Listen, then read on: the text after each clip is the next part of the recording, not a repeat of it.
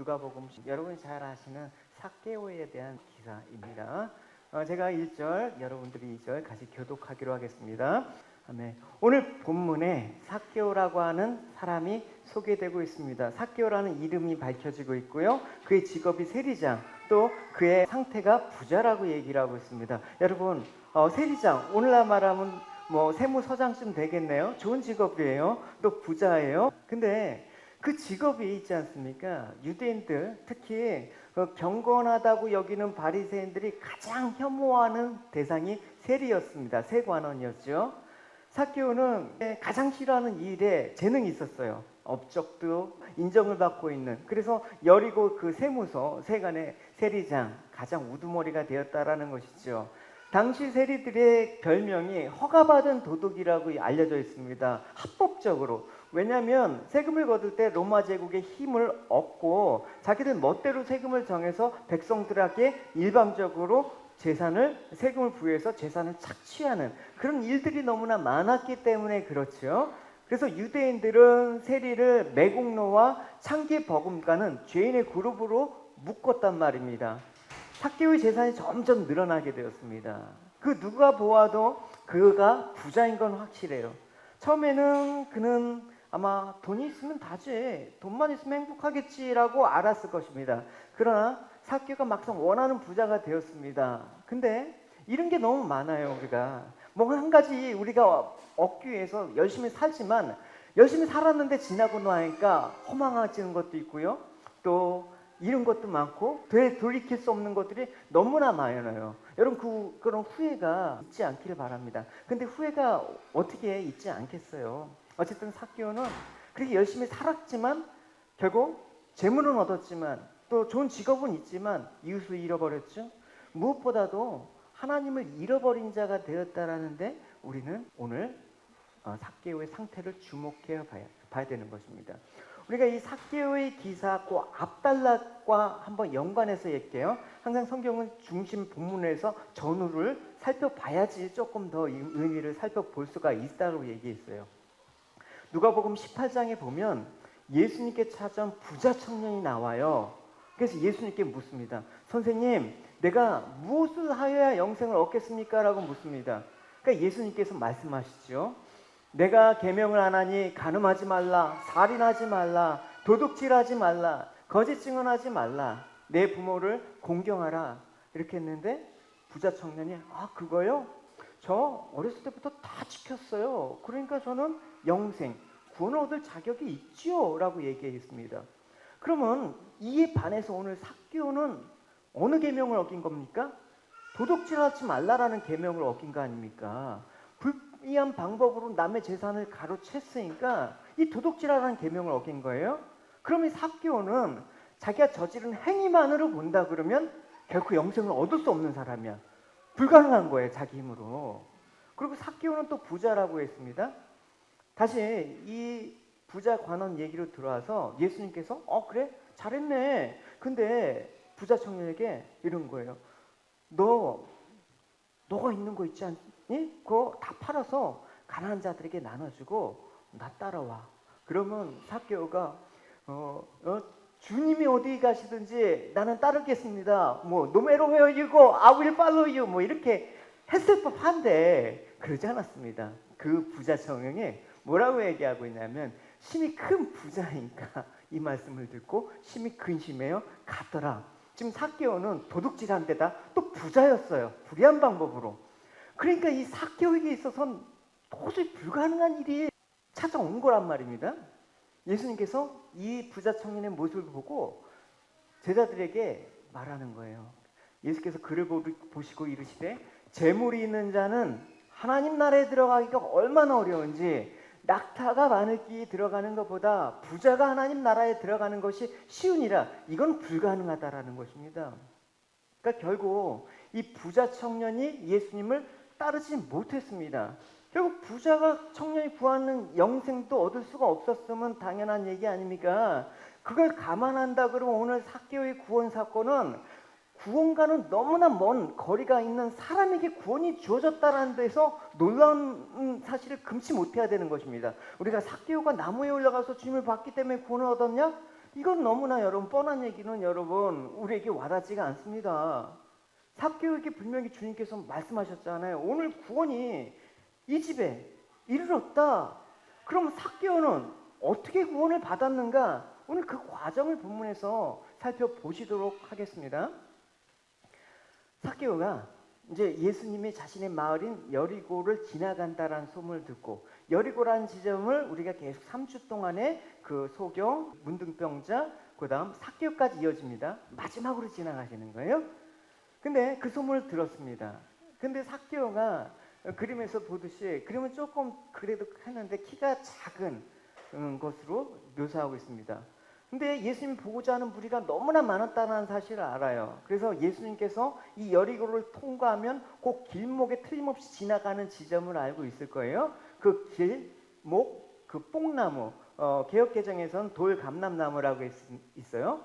근데 그 나무에 올라가서 내가 한번 예수라는 사람이 어떤 사람인가 한번 보자, 이런 마음으로 올라갔습니다. 그래서 3, 4절 이렇게 얘기하고 있습니다. 같이 읽어보도록 하겠습니다. 시작. 그가 예수께서 어떤 사람인가요 보고자 하되 키가 작고 사람이 많아 할 수 없어 앞으로 달려가서 보기 위하여 돌무화과 나무에 올라가니 이는 예수께서 그리로 지나가게 되십니다.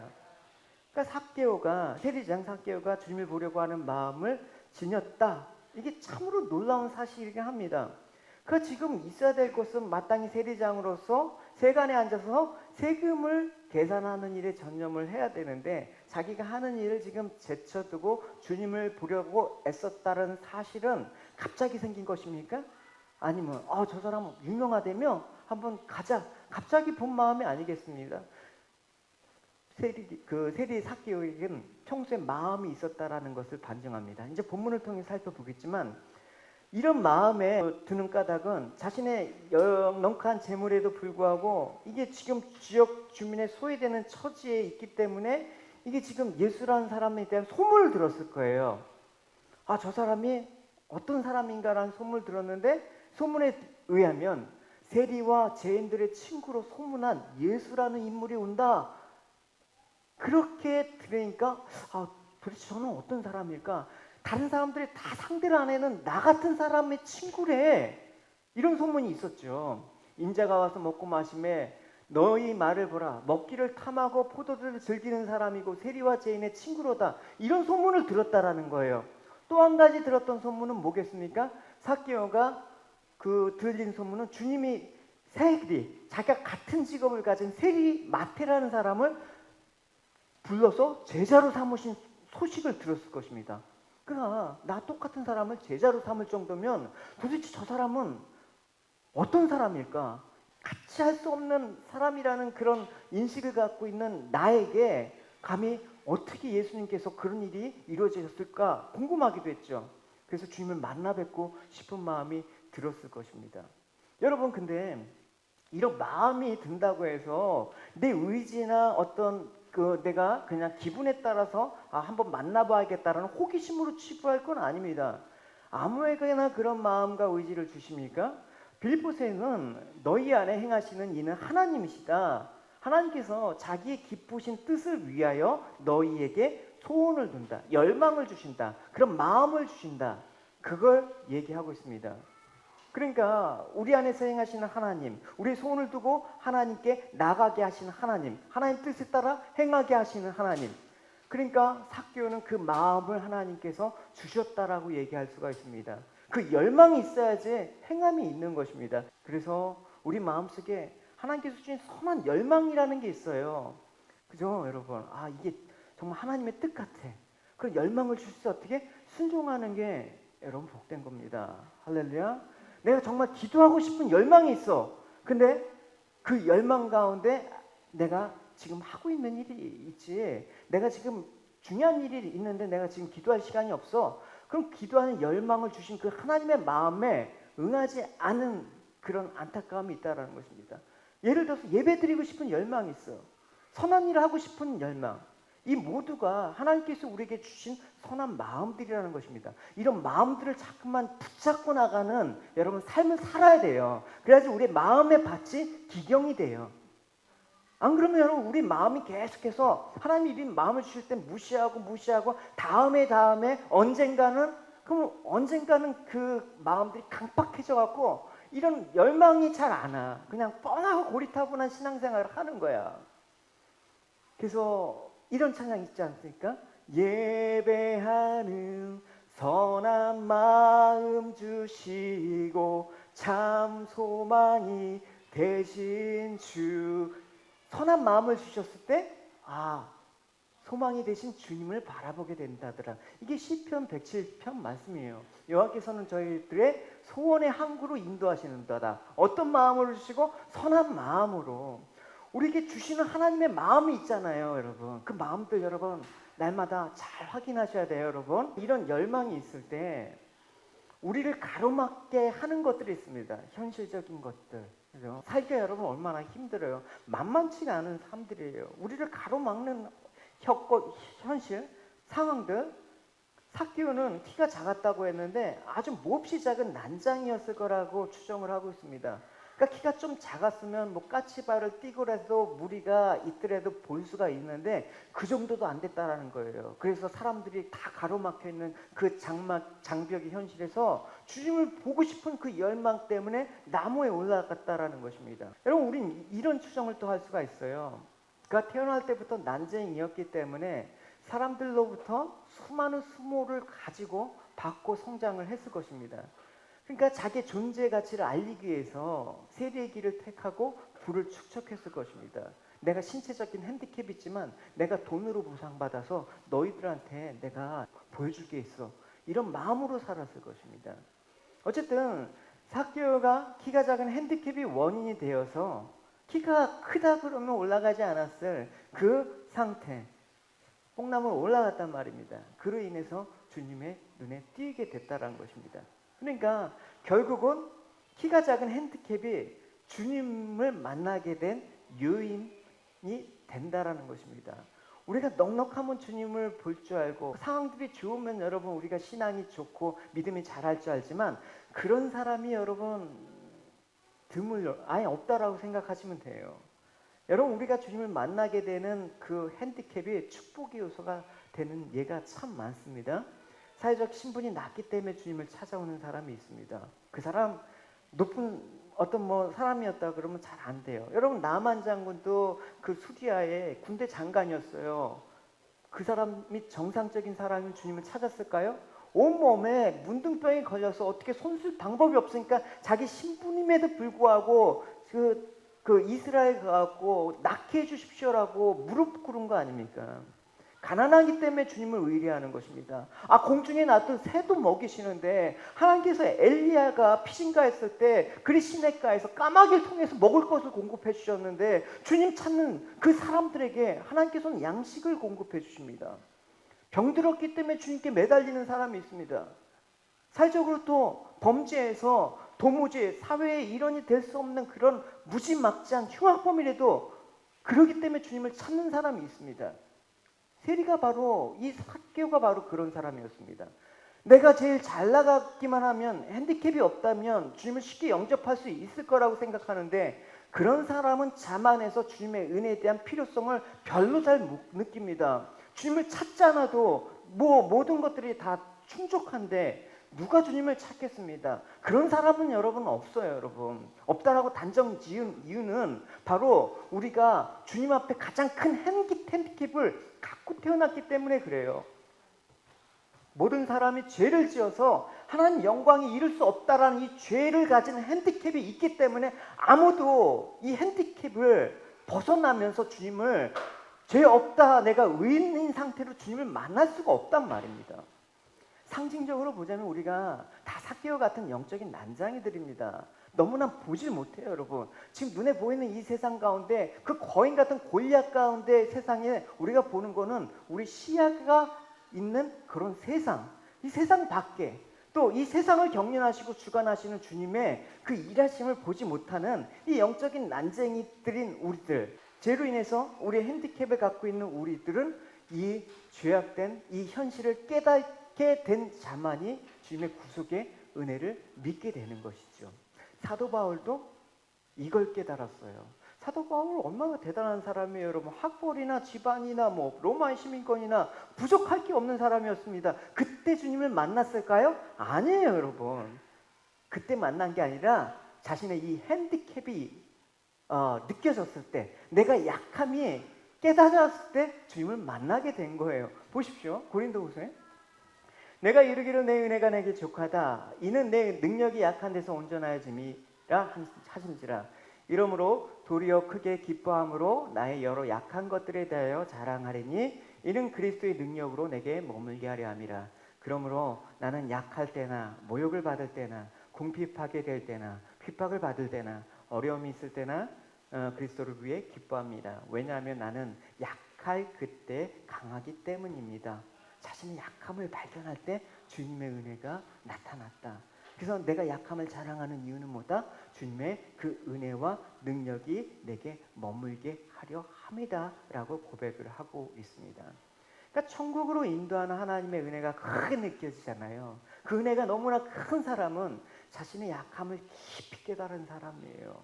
내가 이제까지 살아보니까 내세울 것 하나 없고 정말 못났고 자랑할 것 없는 보장할 것 없는 인간이었다라는 것을 알면 알수록 나 같은 죄인을 살리신 그 하나님의 놀라운 은혜, 또 독생자 그 예수 그리스도를 나에게 보내주신 그 은혜에 감사하게 되는 것입니다. 그래서 구원을 이루는 모든 것은 하나님으로 되어진 은혜라고 말하는 것은 당연한 고백이 되는 것이죠. 여러분, 그래서 우리가 아까 서두에서 말씀드렸듯이 예수님께서 부자 청년에 대해서 말씀하시자 제자들이 그럼 주님, 도대체 구원받을 사람이 누가 있겠습니까? 이 청년은 어려서부터 계명이란 율법은 다 지켰고, 또 부자가 잘못된 건가요? 당연히 자신의 모든 걸 내놓으라면 주님 그게 가능하겠습니까? 그러니까 주님이 맞아. 그래서 구원은 사람의 힘으로 할 수는 없지만 하나님께서만 하실 수 있는 거야 라고 대답을 한 거예요. 절대 우리가 혼자 스스로 행위에 의해서 구원받을 사람이 없다라고 얘기한 거예요. 결국 우리가 오늘 이 이야기를 다시 본문에 온다 그러면 삭개오가 열심을 내어서 남에 올라가서 주님을 발견하기 위해서 노력했다라는 측면에서 보면 안 되겠죠.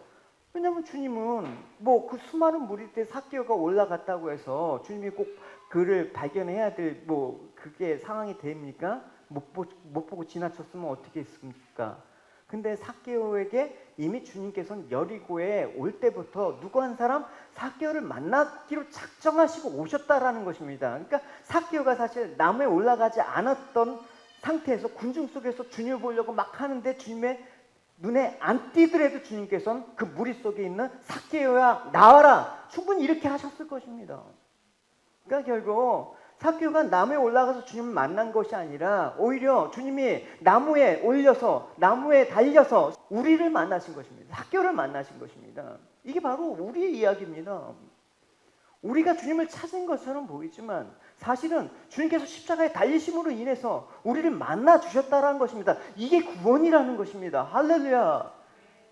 성경은 우리가 어떤 상태였는지에 대해서 말씀하셨습니다. 이 삭개오 같은 상태였다라는 것을 그대로 얘기를 해주고 있습니다. 에베소서 2장 2절에 보면 그때 너희가 그 가운데 행하여 이 세상 풍속을 쫓고 공중의 권세 잡은 자를 따랐으니 곧 지금 불순종 아들들 가운데 역사하는 영이라. 우리가 이 세상의 풍속을 쫓았대요. 근데 죄인들인 우리가 이 세상에서 뭘 쫓았다? 공중 권세 잡은 자를 따랐다라는 게 아니라 사실 잡혀가고 끌려가는 상태를 뜻하는 거예요.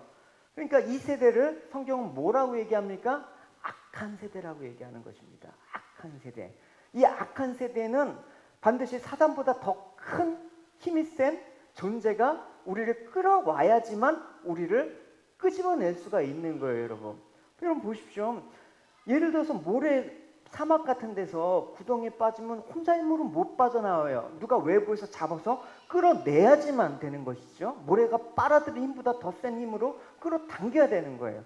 사단이에요, 여러분. 영적인 존재란 말입니다. 하나님과 맞짱을 뜨려고 했던 그 사단이 우리를 끌고 가는데 무슨 힘으로 우리를 여러분 끌어당기겠습니까? 끌려가는 거예요. 근데 누가 그걸 위해서 하나님의 직접 끌어당기셨다. 이게 이 악한 세대에서 우리를 건지시는 하나님의 뜻이다. 할렐루야. 그래서 갈라디아서에서는 이렇게 얘기하고 있어요. 그리스도께서 하나님 곧 우리 하나님 아버지의 뜻을 따라 이 악한 세대에서 우리를 건지시려고 우리를 죄를 위하여 자기 몸을 드렸다. 그러니까 성경에서 말하는 일반적인 의미의 세상은 뭡니까? 하나님을 떠나 있는 사고방식이에요. 하나님 없이 살 수 있다는 정신 구조예요. 하나님 없이도 내가 살 수 있다는 삶의 영위 방식이에요. 그러니까 세상은 하나님이 없는 인생관이고 하나님 없는 사고방식과 정신으로 충만하다. 이게 악한 세대 가운데 세상을 쫓는 그런 모습이다. 이게 지금까지 삭개오였던 말입니다. 이런 세상적인 구조가, 이 삭개오 같은 이런 세상적인 방식이 여러분 우리라고 다르겠습니까? 우리가 바로 삭개오 아닙니까? 여러분 이게 해당 안 되는 사람은 구원을 받습니다. 한번 보시겠습니다. 이 악한 세대에 삭개오 같은 예수님 만나기 전에 그 삭개오와 같은 상태였던 사람들, 우리들의 모습을 갈라디아에서 사도 바울이 이렇게 얘기하고 있습니다. 여기에 해당 안 되는 분만 구원을 받습니다. 행위로. 육체의 일은 현저하니 곧 음행과 더러운 것과 호색과 우상숭배와 술수와 원수 뱉는 것과 분쟁과 시기와 분냉과 당짓는 것과 불리한 것과 이단과 투기와 술취함과 방탕함과 또 그와 같은 것들이다. 전에 너에게 경계한 것 같이 경계하노니 이런 일을 하는 자들은 하나님 나라 유업을 받지 못할 것이다. 여기에 해당 안 되는 사람 손들어 보세요. 있잖아요 여러분. 저도 휴가 가서 헌터밸리에서 와이너리에서 와인 시음 조금 했어요. 여러분 밝히는데.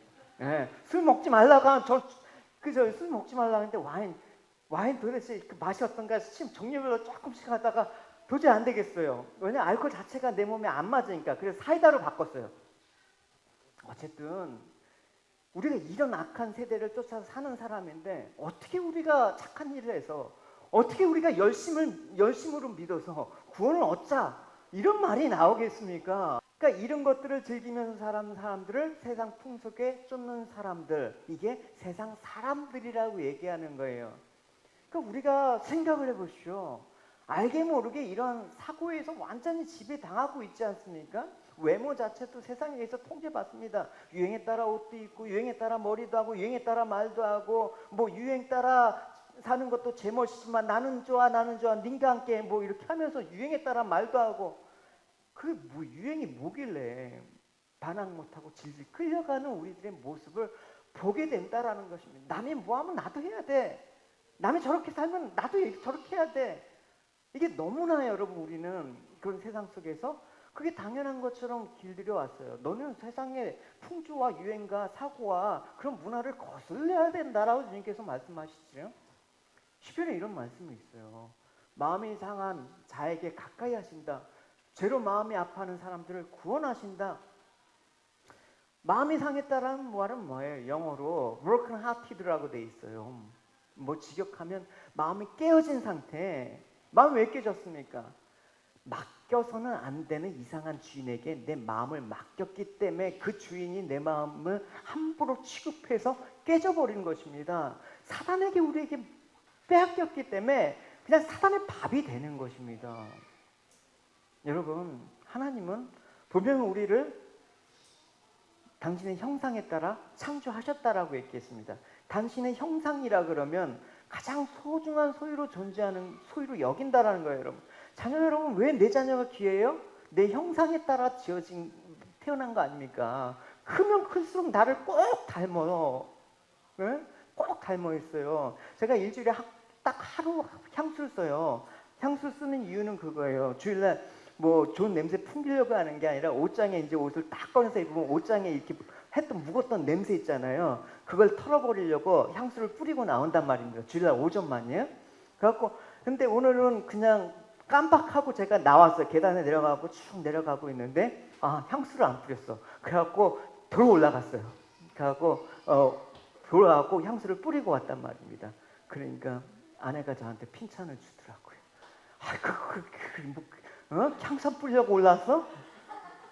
근데 제 그 은교가 그래. 아빠 나랑 똑같아. 나도 그런데 오죽하겠어요, 지 자식이. 그런 거예요, 여러분. 그러니까 뭐 그 말에 저는 뭐 그게 아무 얘기도 안 돼. 정말 감동이 받는 거예요. 야, 그런 것까지 나를 닮았어. 하나님 우리를 볼 때 그렇잖아요, 여러분. 우리가 아무리 못나고 아무리 시실라도 하나님 우리를 보실 때 당신의 형상으로 만드셨대. 그러면 하나님 우리에 대한 마음이 어떻겠냐고요. 그러니까 인간이 타락하기 위해 수많은 사람들이 사단의 도둑질 당했습니다. 세상에 다 빼앗겼습니다. 하나님 원통하지 않겠습니까? 우리를 소유로 삼으신 나의 아들, 딸들이 세상에 나가서 이런 방탕한 짓을 하고 있으면 아버지 마음이 어떻겠냐고요. 아픔이었지요. 그래서 독생자 예수님을 이 땅에 보내셔서 뭘 한다? 내가 잃어버린 나의 자녀들을 찾아온다. 할렐루야. 그거예요, 여러분. 잃은 자를 구원하시는 하나님. 여러분, 이 자리에 앉아있는 여러분들 중에서도 잃은 자가 한 명이 있었을 것입니다. 여러분, 오늘 예배 몇 개월 만에 나온 지체도 있어요. 그러나 너는 왜 믿음이 그 모양이냐? 너는 왜 도대체 예배도 주일날 예배도 잘 못 드리고 너는 왜 그 모양이냐? 이게 아니라 하나님의 입장에 보면 걔가 잃은 자야. 그 잃은 자. 그런 마음으로 보셔야 되는 거예요. 그 삭개오가 누구였다? 하나님이 찾으시는 잃은 자였다. 할렐루야. 이제 그 마음으로 이제 본문을 보면 와닿을 겁니다. 그래서 주님께서 오신 목적을 얘기했어요. 분명히 오늘 본문 마지막 절에 인자가 온 것은 잃어버린 자를 찾아서 구원하기 위해서다. 잃어버린 자는 뭐예요, 여러분? 있어야 될 장소에서 이탈해서 잘못된 장소에 놓여 있는 자를 얘기합니다. 여기 큰딸 예교가 있는데 얘는 모를 거예요. 초창기에 왔을 때 이스트쇼라는 데 가봤어요. 이스트쇼에서 갔는데 사람들이 너무 많으니까 얘 손을 잡고 가다가 보니까 없어. 애가. 너 몰랐지? 없어요. 뭐 어떻게 할 수가 없더라고요. 막 찾아다니는데 못 찾겠어요. 그래갖고 다시 왔던 지점으로 와갖고 어떻게 했겠어요? 하나님 이 딸을 찾아주십시오. 기도했죠. 기도했는데 바로 그 앞에서 헤매고 있어요. 얼마나 기뻤겠습니까? 그 있었던 자리에 있을 애가 없어져 갖고 다시 왔는데 그 기쁨이 너무나 큰 거예요, 여러분. 하나님의 마음이 그렇다라는 거예요, 여러분. 잃었던 나의 자녀들이 이 땅에 왔을 때 천국 잔치가 벌어진다라는 거예요. 할렐루야. 그러니까 유대사에서 배척받은 삭개오는 그를 지탱하는 힘은 재물이었어요. 내가 돈만 있으면 내가 비록 죄인이라고 손가락질 받고 사람들이 무시해도 나를 어떻게 하지 못할 거야. 적어도 그 사고관이 예수님이 부르시기 이전까지의 삭개오를 지배하는 인생관이었습니다. 근데 하나님께서 일단 주님을 보고자 하는 열망을 주셨어요. 그래서 나무에 올라갔어요. 그래서 예수님께서 그곳에 이르사 쳐다보시고 이르시되 삭개오야 속히 내려오라. 내가 오늘 내 집에 유하여야겠다. 여러분 이 구절 속에서 여러분 삭개오를 향한 예수님의 주도적인 부르심이 느껴지시죠? 아 운이 좋아갖고 주님을 만났네. 이렇게 할 사람은 없을 것입니다. 그동안 삭개오는 스스로 미운 존재로 난 불쌍한 존재니까 돈이라도 벌어야 돼. 남한테 무시당하지 않으려면 키가 작으니까 남한테 무시당하지 않으면 내가 힘을 길러야 돼.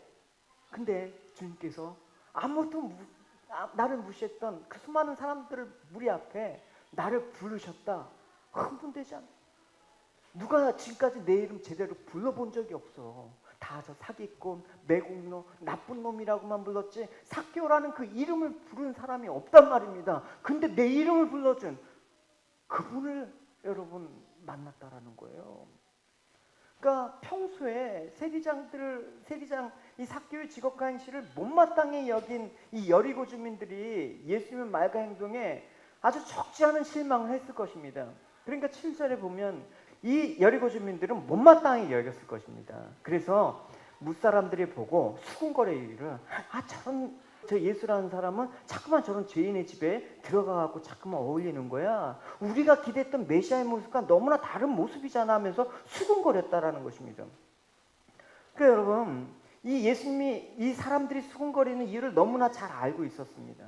이 사람들은 삭개오 같은 사람은 구원과 무관한 사람이라고 단정 지은 거예요, 여러분. 우리가 여러분 단정하는 게 너무 많아요, 여러분. 교회가 아니라 여러분 세상의 모습을 보십시오. 단정 짓잖아요. 저런 놈, 저런 뭐 저렇게 돼야 돼, 뭐 저렇게 돼야 돼. 그게 여러분 교회에서도 통용해요, 여러분. 저 사람은 뭐 하나님 이쁨 받을 거야. 저 사람 하나님 저주 받을 거야. 이렇게 삭개오 같은 이런 사람을 단정지는 삶의 방식. 그들이 바로 바리새인이었고요. 이것들이 그들의 신앙세계 질서이고 원칙이었습니다. 하지만 하나님께서 임한 하나님 나라의 새로운 질서와 원칙이 있습니다. 그 원칙과 질서는 뭐예요? 잃어버린 자를 구원하신다. 죄인을 부르신다. 할렐루야. 그 구원의 본질은 바로 거저 주시는 은혜라는 것입니다. 그러니까 자기 공로가 전혀 없는 일방적인 은혜로 주어진 구원이기 때문에 이 같은 구원을 감사하고 기뻐하는 사람은 어떤 사람이겠습니까? 애당초에 나는 구원과 무관한 사람이었구나라고 아는 사람. 내가 당연히 구원 받을 만하네. 그 부자 청년은 구원 못 받았어요. 근데 내가 감히 내게 어떻게 이런 하나님 은혜를 주십니까? 했던 사람은 구원을 받았단 말입니다. 그러니까 이런 구원을 가르치기 위해서 내세울 적격자로 유대사회에서 외면받았던 수많은 사람들이 오늘 공감복음에 등장하는 것입니다. 세리, 문둥병자, 맹인, 또 삭개오 같은 사람들. 그래서 예수님께서 이제 삭개오를 부르신 다음 어떻게 하셨습니까? 삭개오와 함께 그의 집에 들어가서 저녁을 드셨습니다. 그리고 삭개오와 함께 이런 대화를 나누었죠. 아마 여러 가지 대화를 나눴는데 행간의 의미를 저는 상상하는 거 되게 좋아하거든요. 야, 그동안 너 참 힘들게 살았구나. 내가 다 안다. 너 얼마나 너가 귀중한 존재인데 자꾸만 그 존재를 잊어먹고 살았던 이런 사람이 너였구나. 어쨌든 삭개오가 이런 주님과 대화 속에서 결단을 하죠. 뭐라고 결단합니까? 삭개오가 서서 주께 여짜오되, 집에 들어오시자마자 삭개오가 이랬겠습니까? 많은 대화가 오고 갔겠죠. 주여 보시옵소서, 내 소유의 절반을 가난한 자들에게 주겠사오며 만일 누구의 것을 속여 빼앗은 일이 있으면 내 갑절이나 갖겠나이다. 이렇게 아주 그냥 모든 걸 다 토로하면서 얘기했겠죠. 그러니까 예수님께서 삭개오에게 너 이거 잘못했어. 너 동족들의 피나 빨아먹고 너 인생 그렇게 살면 안 돼. 라고 말씀하셨겠습니까? 그렇게 물론 하셨을 수도 있죠. 근데 그렇게 하기 전에 이미 삭개오는 주님한테는 이런 자였어요. 불쌍한 마음으로, 긍휼한 마음으로 그의 마음속에 있는 아픔도 보셨고, 그가 얼마나 외롭고 힘들게 살아왔는가라는 것들을 보셨어요. 그렇기 때문에 삭개오야, 내가 오늘 너희 집에 머물러야겠다. 여기서 영어로 보면 must stay at your house. must라는 거는 반드시 내가 너희한테 머물 거야. 내가 너희 집에 머물지 않고는 너는 바뀔 수가 없는, 너는 구원받을 수가 없단다. 예수님께서 누가복음 15장에 잃은 양 비유하셨죠. 또 잃은 드라크마 얘기하셨죠. 또 돌아온 탕자, 잃은 아들의 비유를 하셨죠. 그러니까 잃은 자를 구원하기 위해서 어떤 마음을 가지고 계셨는가는 우린 누가복음에서 살펴볼 수가 있어요. 그래서 사도 바울도 예수님의 이런 사랑을 깊이 깨닫는 사람이었겠죠. 그러니까 사도 바울이 이런 고백을 한 거 아닙니까? 내가 사람의 방언과 천사의 말을 할지라도 사랑이 없으면 소리나는 구리와 울리는 꽹과리가 되고, 내가 예언하는 능력이 있어 모든 비밀과 모든 지식을 알고 또 산을 옮길 만한 모든 믿음이 있을지라도 사랑이 없으면 내가 아무것도 아니요, 내가 내게 있는 모든 것으로 구제하고 또 내 몸을 불사르게 내어줄지라도 사랑이 없으면 내게 아무 유익이 없느니라. 여러분, 누가 하나님 말씀을 듣는 때 아주 열정적으로 전력을 다하고 최선을 다해. 그러나 사랑이 없으면 마음이 움직이지가 않아요. 여러분, 변화가 일어나지 않는단 말입니다. 사랑이 이깁니다. 할렐루야. 우리의 말, 우리가 옳은 거, 우리의 기준이 아니라 사랑이 이긴 거예요. 사랑이 진리를 빛나게 하는 거예요. 여러분, 우리가 이 땅에서 옳은 일, 선한 일 많이 벌어지고 있습니다. 이 공동체와 지역과 나라를 변화시키는 것은 옳은 일이 아니에요. 그 안에 사랑이 있느냐예요. 여러분, 자식 길러보시고 또 이렇게 하신 분들은 알겠지만 자식한테 해주는 부모의 말은 어떻습니까? 다 옳은 얘기고 다 옳은 일을 하라는 건데 자신은 왜 변화가 되지 않을까요? 나부터가 주님의 사랑을 깨달아야 되는 거예요. 아, 내가 사랑이 부족했구나. 내가 이렇게 옳은 말을 하는데 내가 왜 이렇게 멋진 설교를 하면서 정말 사람들한테 진리를 전하는데 왜 사람은 변화되지 않을까? 내가 사랑이 없구나. 할렐루야. 제 탓입니다. 잃은 자를 찾아오시는 주님의 긍휼하신 그 사랑이 삭개오의 그동안의 모습을, 삶의 방향을 바꾼 겁니다. 이게 회개라는 것이죠. 단지 재물을 많이 드렸기 때문에 구원을 받은 게 아니란 말입니다. 삶의 방향이 바뀌었기 때문에, 주님의 그 사랑이 뭔지 알았기 때문에. 그러니까 주님께서 이런 삭개오에게 구원을 선언하시는 것이죠. 예수께서 이르시되 오늘 구원이 이 집에 이르렀느니 이 사람도 아브라함의 자손이다. 할렐루야. 여러분, 삭개오라는 이름은 원래 이름 자체는 참 좋아요. 깨끗한 사람, 의로운 사람이라는 뜻입니다. 그러니까 삭개오는 그 이름에 걸맞게 살아야 되는데 그렇지 못한 정반대의 삶을 살았습니다.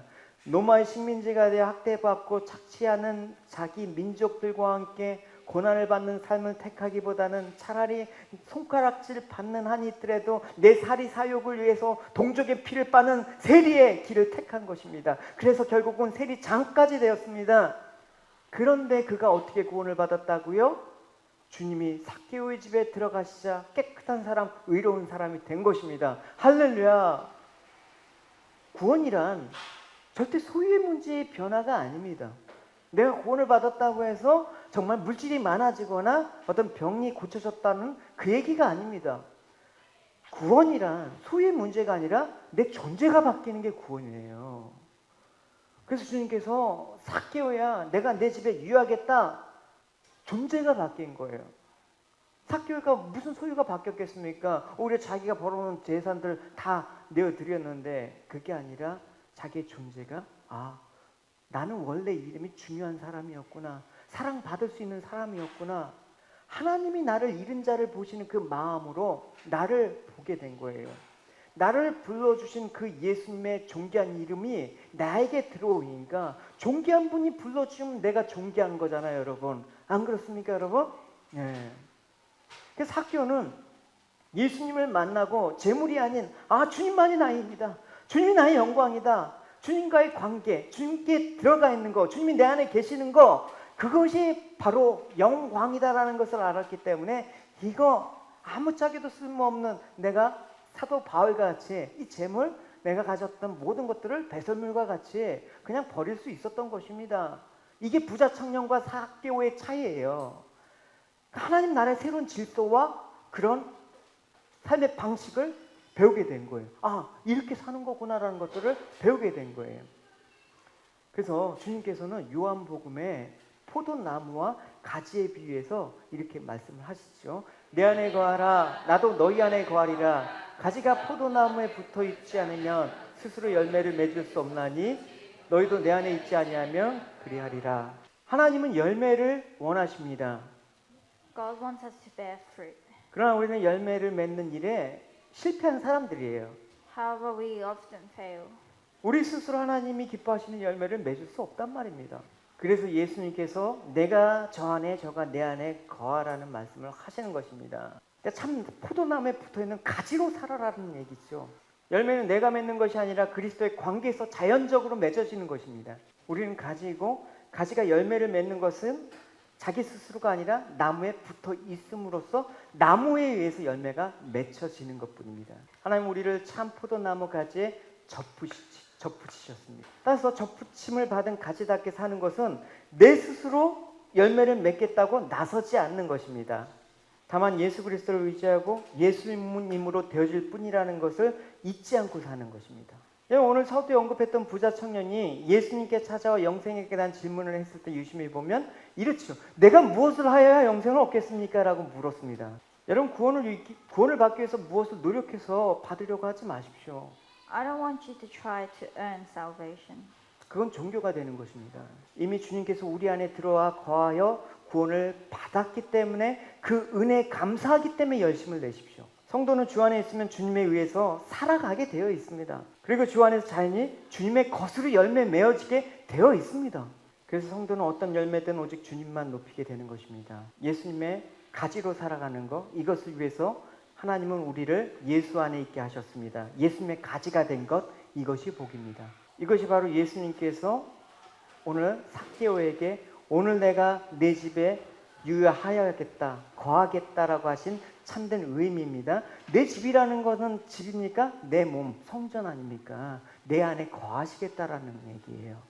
주님께서 여러분들에게 거하심으로 말미암아 여러분들이 잃어버렸던 소중한 것들이 되찾아지길 원합니다. 할렐루야. 주님께서 나를 불러주시고 사랑하셔서 구원의 은혜 베푸신 거 잊지 마시고, 주님께서 여러분들을 바라보는 그 시선 속에 우리의 인생의 의미와 우리의 삶의 가치와 우리의 자랑을 가지고 주님께서 베푸신 은혜의 세계에서 살아가는 여러분이 되시기를 축원합니다.